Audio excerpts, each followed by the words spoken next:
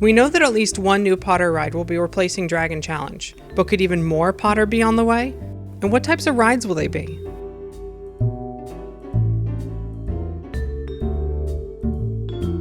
Some of you are probably thinking, why more Potter rides?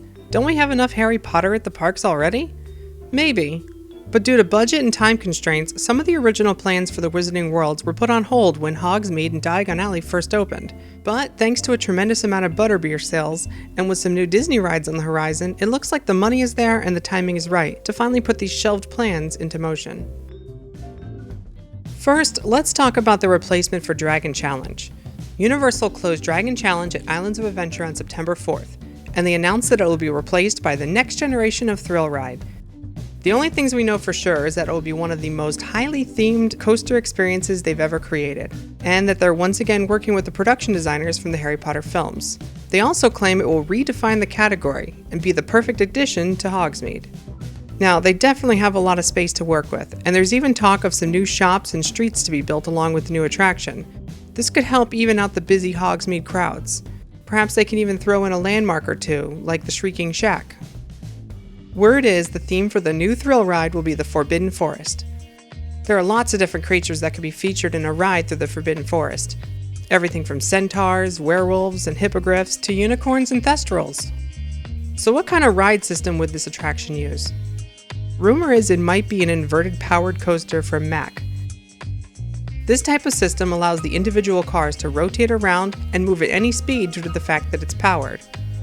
That way you can do slow-moving parts through big elaborate show scenes, but also take it out and do more coaster-y things. It's really up to the ride designers on how intense the ride could be. And it offers onboard audio and lighting effects, which seem to be perfect for an elaborate Potter ride. Plus, being a suspended coaster would be a nice nod to its predecessor. Another rumored ride system could be the SFX Coaster from Dynamic Attractions. This one is kind of similar to Escape from Gringotts. It has the teeter-totter move, motion-based sections, and other features that lend themselves well to a dark ride experience. But it also has some cool new features too, like sudden elevator drops and sideways slides. A lot could definitely be done with either of these systems, or Universal could be creating something entirely new for the ride. There's also been some discussion of the ride vehicles being Flying Fort Anglias or Hagrid's sidecar motorcycle, but not so sure about those. Especially since it might look weird to see a bunch of them all lined up in a row. I do think Hagrid could be a big part of the ride story, and with Hagrid's hut where it is now between Flying Hippogriff and the new ride, it'll literally be on the edge of the Forbidden Forest, so that works out well. I don't expect to see Harry, Ron, or Hermione in this ride, or any other new attraction, but we'll have to wait and see about that. I briefly mentioned this next one in my last news video, and while it hasn't been announced yet, many believe that a Ministry of Magic attraction will be replacing the Fear Factor live show at Universal Studios Florida. There's a few different types of rides they can set in the Ministry of Magic, but one thing's for sure, the lobby for this awesome location will need to be recreated. Although I do wonder how we'll get inside. Not sure they're going to force theme park guests to flush themselves down a toilet, and we're not all going to fit in a phone booth. Perhaps a tour guide could cast a spell on a fireplace to make it grow, so we could all pass through it, just like the mirror effect at Magic Kingdom's Enchanted Tales with Belle. There are two possible attractions that could be placed inside. We got a preview of these ideas from patents filed by Universal earlier this year. The first is something dubbed the Moving Puzzle Theater.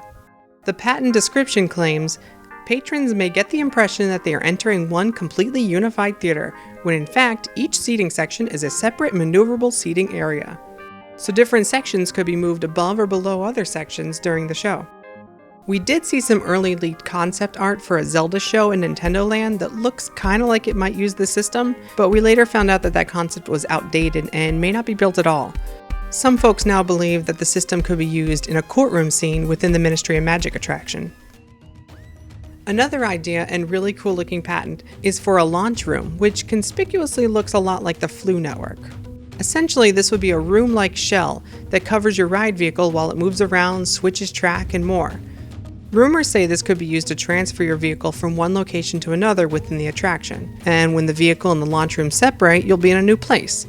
A fireplace is even seen in the patents, which is how you travel through the Flu Network. It's possible the attraction could have features similar to something like Toy Story Midway Mania, and you'll use magic wands to interact with your environment and score points. The launch room effect would disguise your ride vehicle moving from location to location rather than simply spinning from screen to screen like in the Toy Story ride. Whether this patent or the Puzzle Theater patent are utilized for the Ministry of Magic, or perhaps even both are used, one for an incredible pre-show and the other for an immersive shooter ride, is still up in the air. Hopefully we'll learn more about all of this at the celebration of Harry Potter in January. Seems like a perfect place to announce details for the new rides. I will say that all of this sounds incredible. Pretty much anything sounds better than Fear Factor Live. And trust me, these last two editions will be the end of New Harry Potter at Universal Studios Florida and Islands of Adventure. Now, whether they bring Fantastic Beasts and where to find them to a new third theme park being built on iDrive is still up for discussion. That's all for now. What are your thoughts on more Potter at the parks? Be sure to check out the channel and subscribe for more theme park updates. And like this video if you'd like to see more news and rumor videos. Thanks for watching. See you next time.